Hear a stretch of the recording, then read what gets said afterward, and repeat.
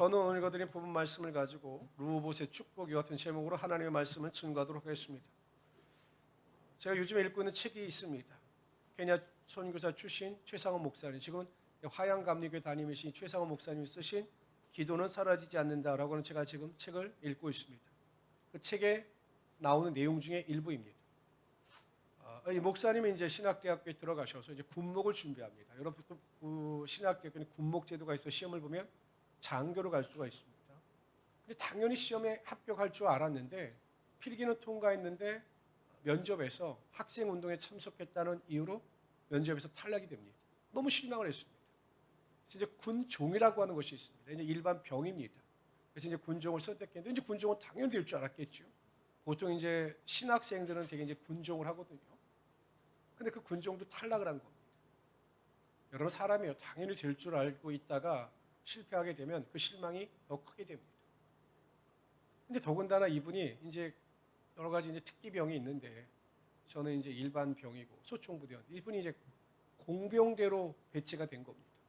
이 공병대란 무엇이냐면 이제 군대에서 이제 건축하는 거죠. 막사도 짓고 길도 놓고 다리도 놓는. 쉽게 얘기하면 이제 건설사와 같은 것입니다. 엄청 힘들어요. 그래서 저희 때도 이 공병대를 골병대라고 했습니다. 그 공병대 나오면 골병들어서 나온다고 해서 이 골병대라고 했습니다. 그걸로 배치가 된 겁니다. 이 책에서 고백하고 있는 것처럼 이분이 군대 생활을 기억할 때 고생한 기억밖에 없다라는 겁니다. 그런데 여러분 반전이 일어납니다.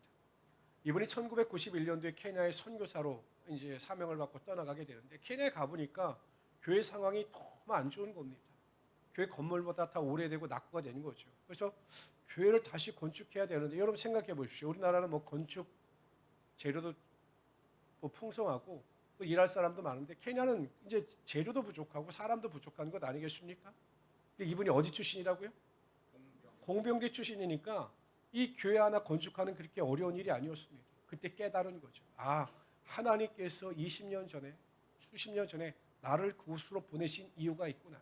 이 케냐 땅에서 선교의 축복과 열매를 맺게 하시기 위하여 하나님께 그때 나를 연단하시고 훈련시키셨구나라는 것을 깨닫게 되었다고 합니다. 결국 하나님께서 모든 것을 합력하여 축복으로 부어주심을 그가 확실하게 믿게 되었다라고 이야기를 하였습니다. 하나님은 우리가 알 수 없지만 우리의 눈에 보이시지 않지만 항상 저와 여러분을 위해서 일하시는 하나님이 되신다라는 겁니다. 저는 하나님의 도우심을 이렇게 표현합니다. 항상과 어디서나. 시간적으로 하나님은 항상 저와 여러분을 도와주시기를 원하십니다. 공간적으로나 우리가 어디에 있든지 하나님은 우리를 도와주시기를 원하시는 하나님이 되신다라는 것입니다. 그리고 때가 되면 반드시 가장 좋은 곳으로 가장 완전한 선물로 우리의 삶을 축복하여 주사 이삭에게 부어주셨던 르호봇의 축복이 우리의 삶에도 반드시 나타나게 하여 주신다라는 겁니다. 그래서 저는 오늘 시간 이 르호봇의 축복을 통해서 과연 우리가 하나님의 축복을 사모하고 또 이 교훈을 통해서 우리가 어떻게 삶에 적용할 것인가에 대하여 살펴보러 함께 은혜를 나누고자 합니다. 첫 번째, 르호봇의 축복이 주는 교훈은 하나님은요 어떠한 환경 가운데 있다 할지라도 우리가 낙심하지 아니하고 그래서 포기하지 아니하며 최선을 다할 때 반드시 인생의 문을 열어주시고 우리의 삶에 르호봇의 축복이 임하게 하여 주신다는 겁니다. 여러분 한번 생각해 보십시오. 이삭은요 본래 하나님께서 명령하셔서 이 블레셋 그랄 땅에 머문 겁니다. 그런데 하나님께서 축복하셔서 농사 지을 때 100배 복을 받습니다. 거부가 됩니다. 근데 그것으로 인생의 모든 어려움이 끝날 줄 알았는데 웬일이요? 오히려 여러분 이 축복받은 것이 독이었습니다. 그럴 사람들이 가만두지 않았습니다. 왜? 아니 이방인이 들어와서 우리나라에서 부자가 되는데 그것을 배합하지 않을 사람이 누가 있겠습니까? 그래서 아비멜랑 왕이 나서서 하는 말이 그냥 그랄 골짜기로 떠나가라. 네가 이 땅에서 이 중요한 지역에서 받았던 축복을 다 포기하고 저 골짜기 외진 데로 가라. 이렇게 이야기한 겁니다. 우리 지역으로 하면 이제 수도권을 떠나서 저 지방으로 내려가라. 이렇게 한 것이죠. 모든 것을 다 이루었는데 이루어놓은 모든 것을 다 포기하고 전혀 낯선 곳으로 떠나가야 했습니다. 가보니 여러분 골짜기입니다. 무엇 하나 제대로 된 것이 하나도 없습니다. 가지고 있는 그 가축을 기르는 일에 대해서 막막합니다. 자신을 따르는 종들을 먹이고 입히는 일에 대해서도 막막합니다. 모든 상황이 절망이었습니다. 근데 여러분 이삭은 포기하지 않습니다. 어떻게 하면 내가 이 절대적인 절망의 상황 가운데 다시 일어설 수 있을까를 고민합니다. 그리고 결단하죠. 하나님께서 자신의 아버지 아브라함에게 주셨던 그 우물, 그러나 그 블레셋 사람들이 막아 넣었던 우물, 그 우물을 팔 때 반드시 그 물을 통해서 내가 다시 살아날 수 있다라고 하는 그 확신을 가지고 그 닫혀 있는 우물의 땅을 파기 시작합니다. 여러분, 놀라운 일이 벌어집니다. 아브라함의 우물을 위해서 그 땅을 팠던 그 이삭에게 하나님께서 더 큰 축복을 허락하여 주신 겁니다. 우리 18절 19절 한번 읽어봅시다. 18절 19절. 아니, 여기 말고요. 성경 보시고 띄워주세요. 18절 19절 있습니다. 시작. 그 아버지 아브라함 때 팠던 우물들을 다시 팠으니 이는 아브라함이 죽은 후에 블레셋 사람이 그 우물들을 메었습니다. 이삭이 이삭이 그 우물들의 이름을 그의 아버지가 부르던 이름으로 불렀더라. 아버지의 우물도 파서 얻었습니다. 근데 더 큰 축복이 무엇이냐? 19절 있습니다. 시작. 이삭의 종들이 골짜기를 파서 샘 근원을 얻었더니 하나님은 아버지의 우물뿐만 아니라 그 골짜기를 팔 때 더 좋은 샘 근원의 물을 얻게 하여 주사 이 이삭에게 갑절의 축복이 임하게 하여 주셨던 겁니다. 그러니까 여러분, 이삭이 원하던 우물보다 그가 최선을 다하여 나아갈 때 하나님께서 더 좋은 우물을 허락하여 주시고 그의 삶에 다시 일어설 수 있는 황금의 문을 열어주셨던 겁니다. 혹시 여러분, 아까 제가 오전에 물어보니까 이게 참 딱 세대가 갈리던데, 혹시 가수 중에 구창모라고 하시는 가수를 아시나요? 아시는 분? 저기 윤진 집사님 모르세요? 하경 형제는? 압니다. 알아요? 피나리. 어떻게 알아요? 그럼 85년생을 기점으로 하게 되면 한지 집사님도 아세요? 우리 한지 집사님은 고등학교 때 기도밖에 안 하시는 분이라 모를 겁니다. 제가 고등학교 다닐 때 정말 좋아하던 가수예요. 혹시 송골매라고, 송골매가 좋아했고 제가 들국화를 좋아했습니다. 특히 우리 하경 형제가 말한 것처럼 이 희날이라고 하는 노래를 제가 정말로 좋아했습니다. 근데 어느 날 이 가수가 그냥 호련히 사라집니다. 나중에 알아보니까 이 사람이 이 연예계의 비리 또 여러 가지 일로 인하여 환멸을 느끼고 그냥 은퇴를 잠정적으로 한 거죠. 그리고 생계를 위해서 사업을 시작합니다. 여러분, 평생 가수하던 사람이 무슨 사업을 하겠습니까? 계속 사기를 당하죠. 하던 일마다 되지 않아서 결국 모든 사업이 망하게 되고 마지막 가지고 있었던 자신의 거주지인 아파트마저 다 날리게 됩니다. 한국에서는 아무것도 할 수가 없었습니다. 그래서 그는 아무 생각 없이 자신을 알아보지 못하는 미지의 땅인 카자흐스탄으로 떠나갑니다. 1990년도니까 여러분, 지금이야 카자흐스탄이 어느 정도 많이 알려져 있지만 그 당시만 해도 전혀 사람들이 왕래하는 곳이 아니었습니다. 그래서 사람들의 소개로 그냥 카자흐스탄으로 떠나갑니다. 가보니까 너무 막막한 겁니다. 아무것도 할 수 있는 일도 없고 자기가 하고 싶은 일도 없었던 겁니다. 그때 그는 비로소 하나님을 찾기 시작합니다. 원래 구창모라고 하는 이 가수가 모태신앙이었습니다. 그런데 그 연예계 생활하면서 하나님을 멀리 떠나 있었고 하나님의 은혜를 잃어버린 거죠. 그 광야 같은 카자흐스탄 지역에서 결국 하나님을 찾게 되고 또한 하나님을 만나게 되고 하나님을 경험함으로 어렸을 때 가졌던 믿음이 회복되어지기 시작합니다. 하나님은 어떤 일을 시작하기 전에 그에게 믿음을 원하셨던 거죠. 절대 절망의 상황 가운데 기도로 하나님을 찾고 찾을 때 그에게 하나님께서 다시 살아날 수 있고 일어설 수 있는 삶의 황금의 문을 열어주셨습니다. 그러면 수입차, 그러니까 이 카자흐스탄은 그 당시만 해도 이 자동차가 쉽게 판매되는 곳이 아니었기 때문에 자동차를 생산하는 국가가 아니었기 때문에 이제 외국에서 차를 수입하여 하는 사업을 딜러처럼 한 것이죠. 엄청난 성공을 거두게 됩니다. 수억, 천억 정도의 외상을 올릴 정도로 거상이 됩니다. 절대 절망의 상황 가운데 그가 포기하지 아니하고 기도를 통하여 최선을 다해 하나님을 찾을 때 하나님께서 그를 만나 주셨고 그의 삶에 하나님의 은혜와 능력이 임하게 하여 주셨던 겁니다. 이렇게 고백합니다. 지금 이제 감리교회에서 권사가 되셨다고 하는데 그 상황에 대해서 마지막에 이 구창모 가수가 이렇게 이야기를 합니다. 내 힘으로 인기를 얻었을 때는 교만해져서 넘어졌지만 광야에서 하나님을 바라보았더니 하나님이 나를 상상치도 못한 방법으로 일으키셨다라고 간증합니다. 절대 절망의 상황 속에서 포기하지 아니하고 믿음으로 나가고 하나님을 찾고 지혜를 구할 때 하나님께서 그를 일으켜 세워주셨고 그에게 르호봇의 축복을 허락하여 주사 넘치도록 하나님의 은혜가 임하게 하여 주셨던 겁니다. 잠언서 24장 16절에 보면 성도들에 대해서 이렇게 이야기합니다. 잠언서 24장 16절에 대저 의인은 7번 넘어질지라도 다시 일어나려니와 악인은 재앙으로 말미암아 엎드려지느니라. 의인은 우리입니다. 구원받은 저와 여러분들입니다. 그런데 우리 의인들은 7번 넘어질지라도 다시 일어난다는 거예요. 성경이 저희들에 대해서 그렇게 정의를 하고 있습니다.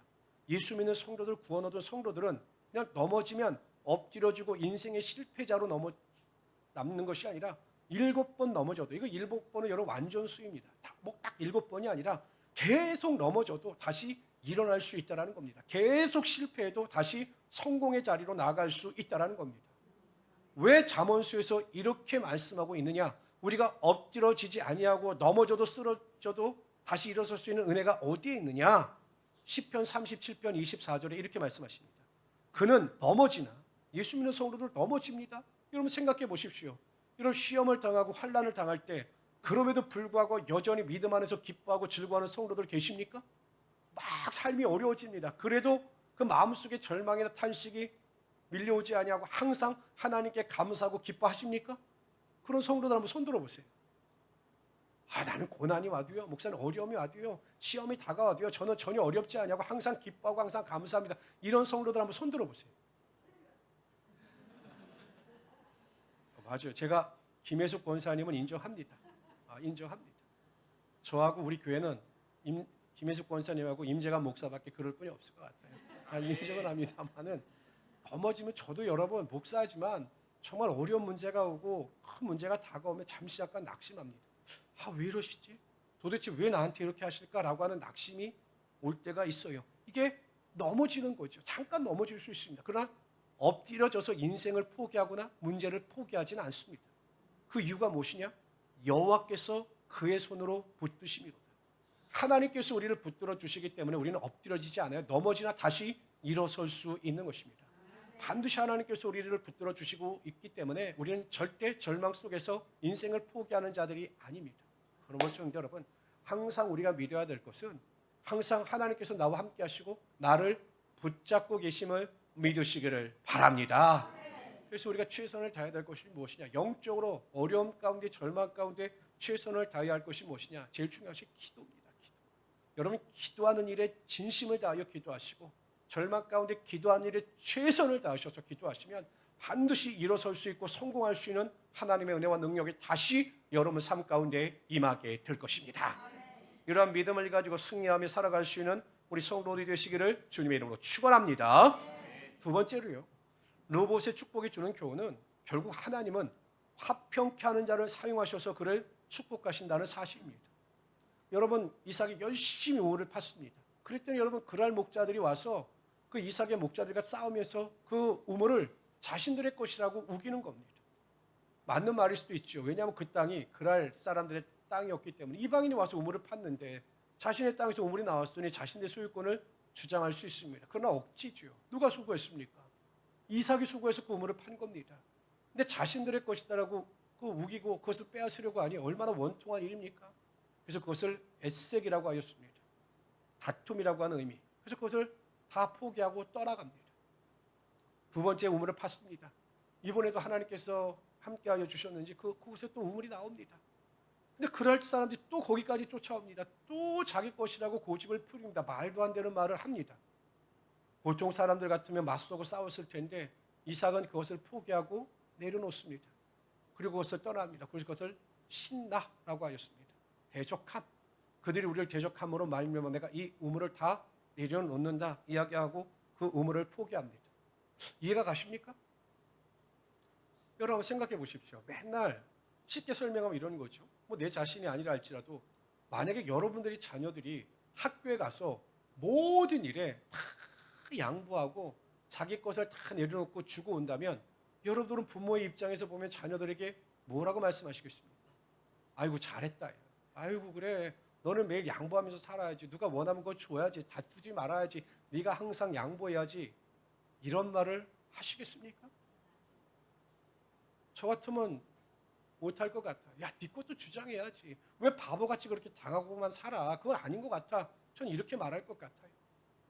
사람들의 입장에서 보면 사람들의 눈으로 보면 이삭은 참으로 어리석은 사람입니다. 참으로 연약한 사람입니다. 바보 같은 행동을 하는 것 같습니다. 그러나 하나님 보시기엔 가장 지혜로운 선택이었고 하나님의 마음에 합한 자였던 겁니다. 하나님은 다툼이나 분열이 아니라 항상 화평을 이루시기를 원하시는 하나님이 되시는 겁니다. 여러분 팔복의 법은요. 하나님께서 팔복과 관련해서 이렇게 예수님께서 말씀하셨습니다. 화평하게 하는 자는 복이 있나니 저희가 하나님의 아들이라 일컬음을 받을 것입니다. 저는 이 내용이 참 생뚱맞아요. 왜냐하면 복이 있는 자들에게 합당한 결과, 열매가 있어야 되는데 아니 화평케 하는 자는 하나님의 아들이라 일컬음을 받는 것이 여러분 직접적으로 그거 참 복이다라고 우리에게 와 닿습니까? 다른 것과는 달라요. 여러분 보세요. 심령이 가난한 자는 복이 있나니 천국이 저희 것입니다. 얼마나 여러분 마음에 와닿습니까? 얼마나 큰 축복으로 느껴집니까? 애통하는 자는 복이 있나니 저희가 위로를 받을 것이며 이렇게 말씀하십니다. 온유한 자는 복이 있나니 저희가 땅을 기업으로 받을 것이며 라고 이야기합니다. 말씀하셨습니다.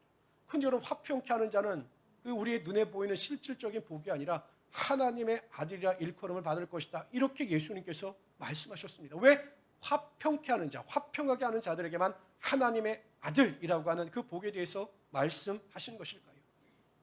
그 이유는 여러분 간단합니다. 다른 것과는 달리, 다른 곳과는 달리 화평이라고 하는 것은 하나님의 성품, 하나님의 속성과 관련이 있기 때문입니다. 이 화평이라고 하는 것은 하나님의 속성입니다. 하나님의 본질입니다. 하나님의 성품입니다.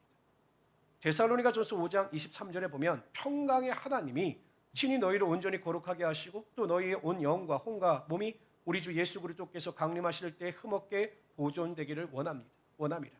하나님은 평강의 하나님이 되십니다. 평화의 하나님이 되십니다. 이것이 하나님의 속성입니다. 하나님의 성품입니다. 예수님도 마찬가지입니다. 이사야서 9장 6절에 보면 이는 한 아이가 우리에게 낳았고 한 아들을 우리에게 주신 바 되었는데 그의 어깨에는 정사를 메었고 그의 이름은 기묘자라 모사라 전능하신 하나님이라 영존하시는 아버지라 평강의 왕이라 할 것입니다. 예수님의 성품, 예수님의 속성도 평강입니다. 여러분 화평하게 하는 자들에게는 하나님의 아들이라 일컬음을 받는다라고 하는 것은 우리가 화평하는 노력을 하고 할 때마다 우리의 삶에 화평의 열매가 나타나고 그 본성이 그 속성이 하나님의 속성과 같기 때문에 우리가 하나님의 아들이라 인정을 받게 되는 하나님의 축복이 임하게 된다라는 거죠. 여러분 정말 유명한 사람이 있습니다. 정말 유명한 사람이 있어요. 그 유명한 사람의 아들로 일컬어짐을 받게 된다면 여러분 그것보다 더 축복받는 일이 어디 있겠습니까? 그 유전자를 이어받은 아들이기 때문에 우리가 화평이 본질이신 하나님의 아들로서 우리가 화평케 하는 자들로서 이 세상을 살아가게 되면 하나님께서 하나님의 속성, 그 품성을 담은 자녀들에게 하나님의 놀라운 축복이 임하게 하여 주시는 겁니다. 다윗이 여러분 대표적인 인물입니다. 여러분 다윗을 죽이려고 했던 사람이 그 대적자가 사울왕이죠. 여러분 사울왕은요 끊임없이 다윗을 죽이려고 했습니다. 아무 죄도 없어요. 단지 백성들이 다윗을 좋아한다는 이유만으로. 그래서 자신의 왕권이 빼앗길 것을 겁낸 겁니다. 하나님은 이미 다윗으로 정하셨거든요. 근데 여러분 다윗의 입장에서 보면 원수고 대적자인데 다윗은 한 번도 사울왕을 원수나 대적자로 여기지 않습니다. 죽일 기회가 2번이나 있었습니다. 그런데 하나님께서 기름 부으신 하나님의 왕이기 때문에 그를 죽이지 아니하고 그를 대적자나 원수가 아니라 오히려 그를 궁히 여기는 마음을 가지고 나갔던 거죠.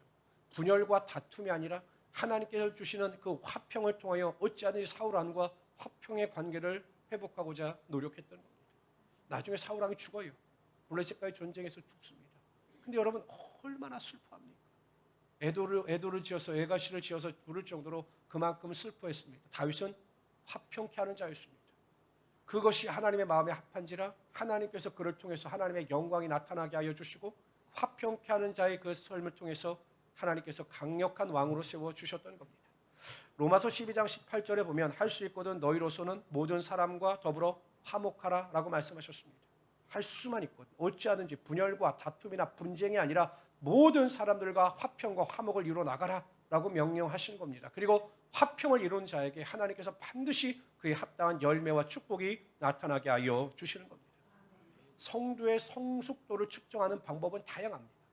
이 사람이 목회자로서 장로로서 또한 권사님으로서 얼마나 신앙이 성숙한가를 측량할 수 있는 여러 가지 척도가 있는데 그 중에 하나가 관계성입니다.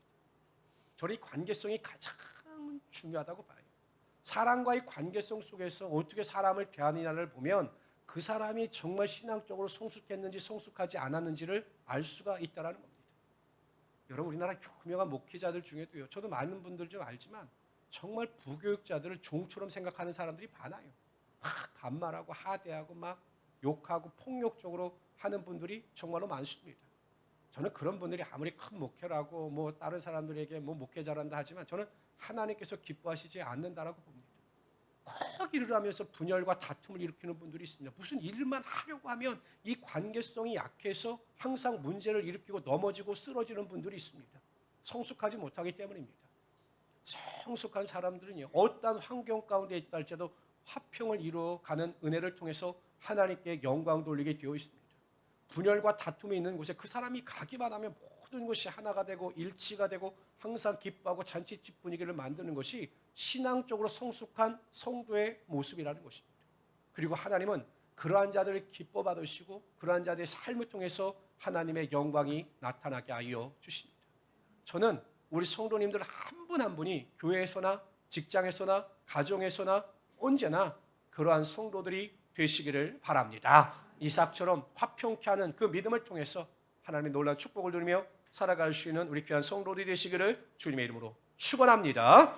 세 번째로요, 로봇이 주는 교훈은요, 하나님은 결국 우리에게 가장 좋은 선물로 축복하여 주신다라는 겁니다. 그러므로 우리는 과정이 아니라 결과를 바라보면서 소망 가운데 나아가야 합니다. 우리가 처한 지금의 현실이 결과가 아니라 과정이라는 사실을 깨닫고 항상 기도하면서 더 좋은 것을 주실 것을 믿고 소망 가운데 살아가야 한다는 것입니다. 여러분, 이삭 입장에서 보면 첫 번째 우물을 팠을 때 물이 나왔을 때 얼마나 좋았을까요? 정말 절망하고 탄식하는데 그냥 우물을 파자마자 물이 나왔습니다. 너무 좋았겠죠. 아, 하나님께서 여기를 우리에게 주셨다라고 환호성을 쳤을 겁니다. 근데 그날 목자들이 와서 그 우물을 빼앗았습니다. 또 실망합니다. 또 하나님의 뜻이 있겠지라고 생각하고 두 번째 가서 우물을 팠습니다. 그럴 또 이번에도 여지없이 우물이 나왔습니다. 너무 기뻤습니다. 아, 하나님께서 그 에색보다 더 좋은 신라를 주시기 위해 나에게 여기를 주셨나 보다 생각했는데 그것마저도 그날 주민들에게 빼앗깁니다. 모든 것이 절망이었고 모든 것이 탄식이었습니다. 또 갑니다. 포기하지 아니하고 또 우물을 팝니다. 그랬더니 이번에는 그날 목자들이 쫓아와서 그 우물을 빼앗지 않는 겁니다. 그래서 그것을 가만히 살펴보니까 첫 번째, 두 번째 우물보다 더 넓고 좋은 곳에 하나님께서 샘물을 허락하여 주셨던 거죠. 너무 좋은 겁니다. 그래서 르호봇, 매우 넓다, 이렇게 그 지역을 명칭했던 겁니다. 여러분 생각해 보세요. 이삭이 생각할 때는 첫 번째도 좋았습니다. 그러나 하나님은 노하셨습니다. 아니야. 두 번째도 좋았습니다. 근데 하나님은 두 번째도 노하셨습니다. 아니야. 라고 거절하셨습니다. 그리고 세 번째, 가장 좋은 곳으로 이삭이 와서 우물을 팠을 때 하나님께서 그 예정하신 그 우물을 그에게 허락하시면서 르호봇의 축복을 그에게 허락하여 주셨던 거죠. 하나님은 항상 우리에게 최고의 것, 최상의 선물을 주시기를 원하시는 하나님이 되신다는 거예요. 그래서 때로는 우리가 원하는 것, 이것이 참 좋다, 여긴 만족한다라고 할 때 하나님은 노 하시고 더 좋은 곳으로 우리의 인생을 이끌어 가신다는 겁니다. 그러면 우리에겐 실망한 이유도 전혀 없는 거죠. 제가 처음 개척을 결심하고 간양동 땅을 땅받게 할 때요, 처음에 비산동의 그 교회가 아니었습니다. 제가 계약하려고 하는 곳은 딴 곳에 있었습니다. 수촌 마을에 있었습니다. 제 후배가 부동산을 하는데 이야기를 했더니, 아, 형, 정말 형이 딱 좋아할 지역에 하나가 있는데 한번 가보자고 해서 가봤는데 빈 곳인데 상가였습니다. 상가가 2층, 3층이었고 엘리베이터도 있었고 뭐 지하도 있었고 너무 좋은 거예요. 그래서 아, 여기를 좀 계약해야 되겠다라고 생각을 하고 이제 거의 마음을 굳히고 이제 계약금을 보낼 생각을 하고 있는데, 그날따라 저희 아내나 저나 우리 아이들에게 좀 보여줬으면 좋겠다라고 생각을 해서 그때 이제 저희 딸하고 저희 아들을 데리고 간 거죠. 중학교 2학년하고 초등학교 5학년입니다. 뭘 알겠습니까?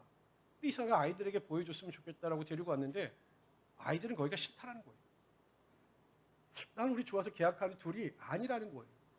좀 이상하다라고 생각을 해서 또 한편으로는 빈정도 상하더라고요. 아니 뭐 초등학교 5학년이 뭐 빈정을 그래서 이제 제가 바로 차에서 내리자마자 다른 부동산으로 들어갔습니다. 내가 이렇게 해서 교회를 하려고 하는데 좀 좋은 곳이 있느냐라고 했더니 그 부동산에 갑자기 한 군데가 있는데 그것은 주인이 절대 교회는 안 주겠다라고 하는 곳이다. 할아버지인데 고집도 세다 이렇게 말씀하시는 겁니다. 그래서 보자고 해서 그냥 보기나 하자고 해서 갔는지 또 애들이 거기 또 좋다는 거예요. 화나고 4층이고. 그래서 그곳을 결정하기로 했는데 뭐 주인 할아버지가 뭐 안 주는 거예요. 또 그 할머니 또 교회 다니시는데 2단 갔다고 저를 또 면접까지 보셨습니다. 목사라고. 그래서 면접까지 봤는데 이제 그곳을 정했죠. 한참 시간이 지나고 나서 이제 제가 이제 목회자로서 어느 곳에 교회가 세워지면 좋겠다라는 생각을 가지고 다시 한번 처음에 계약을 하려고 했던 교회를 가봤습니다. 가봤더니 보이는 거예요. 그 교회는요, 처음에 계약하려고 했던 교회는 뒤에 그 주택단지하고 바짝 붙어 있었습니다. 만약에 저희가 막 드럼 치고 이랬으면 아마 매일 민원이 들어왔을 겁니다. 그 수촌 지역에 또 상가 지역이기 때문에 밀집 지역이기 때문에 사람들이 취객들이 너무 많았습니다. 금요 기도회 때마다 아마 거기 나오면 술집이나 이런 사람들이 너무나 많아서 거기가 복잡하고 주차하기도 힘들었을 거죠. 저는 좋다고 생각했고 결단을 내리려고 했을 때 하나님은요, 참 이상하죠. 어린아이들의 입을 통해서 하나님의 뜻을 전해주시고 그것은 아니다라고 하는 것을 알려주심으로 말미암아 그 첫 번째 교회를 선택하게 하셨고, 또 하나님께서 그곳에 세우시니까 또 우리 저번에 말씀드린 우리 권홍매 권사님도 이렇게 교회를 보시고 찾아오시는 분들이 굉장히 많았던 겁니다. 우리는 가끔 하나님께서 노하실 때 실망할 때가 있어요. 이것이 최고라고 생각했는데 하나님께서 그 환경을 막으실 때가 있습니다. 그때 낙심하지 마세요. 하나님은 항상 우리에게 좋은 곳을 주시기를 원하시며 좋은 곳으로 인도하시기를 원하시기 때문에 하나님의 노는 우리의 삶에 축복이 될 수가 있다는 사실을 믿으시고 항상 기대하고 소망 가운데 살아갈 수 있는 우리 귀한 성도들이 되시기를 주님의 이름으로 축원합니다. 시편 84편은 우리에게 이렇게 말씀하셔요. 한번 다 같이 한번 읽어봅시다. 시작. 여호와께서 은혜와 영화를 주시며 믿으십니까? 하나님은요, 우리에게 좋은 것을 아끼시지 아니하시는 분이십니다. 좋은 것이라면 항상 우리에게 넘치도록 부어주시기를 원하시는 하나님이 되신다라는 거예요. 우리가 그러한 사실을 믿으면 우리의 삶의 형편이 어떠하든지 간에 그 환경 때문에 절망할 것이 아니라 좋은 것을 아끼지 아니하시는 그 하나님의 은혜를 믿고 기대하면서 감사하면서 소망 가운데 승리하며 살아갈 수 있게 된다라는 것입니다. 지금 당장 현실의 어두움이 우리의 삶의 절망을 갖다 준다 할지라도 영원히 베푸실 그 하나님의 좋은 것을 기대하시면서 절망을 이기시며 소망 가운데 승리하실 수 있는 하나님의 귀한 성도들이 되시기를 바랍니다. 흔들리지 마십시오. 부정적인 생각과 말을 하지 마십시오. 분명히 하나님의 손길이 있고 하나님의 능력이 있음을 믿으심으로 긍정적인 말과 소망을 가지고 승리하시는 우리 성도들이 되시기를 주님의 이름으로 축원합니다.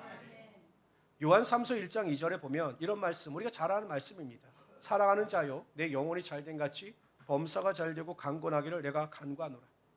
여의도 순복음교회 조용기 목사님 이것을 삼박자 축복이라고 해서 맨날 설교하실 때마다 이것을 강조하셨습니다. 제가 젊었을 때는 굳이 기복적인 것 아닌가, 뭘 매일 뭐 영혼이 잘되고 뭐 삼박자 축복이고 왜 이런 것만을 강조하실까라는 생각을 했습니다. 그래서 저는 솔직히 좀 부정적인 생각도 가지고 있었죠. 근데 이상하게 나이가 들어가고 부모의 입장에서 보니 하나님의 마음을 이해하고 이 말씀이 더 마음속에 와 닿는 겁니다. 여러분 생각해 보십시오. 제가 자녀를 양육합니다. 뭐 자녀 가신 분들이나 뭐 사랑하는 분들, 뭐 사랑하는 분들이 있다고 쳐봐요. 얼마나 여러분 사랑하는 사람들에게 좋은 것 주기를 원합니까? 사랑하는 아내에게, 사랑하는 남편에게 좋은 것 주시기를 원치 않겠습니까? 이게 하나님의 마음입니다. 하나님은 사랑하는 우리에게 영혼이 잘 되는 것 같이 모든 범사가 잘 되고 간건하며 하나님의 은혜 가운데 살아가기를 원하시는 하나님이 되신다라는 거예요.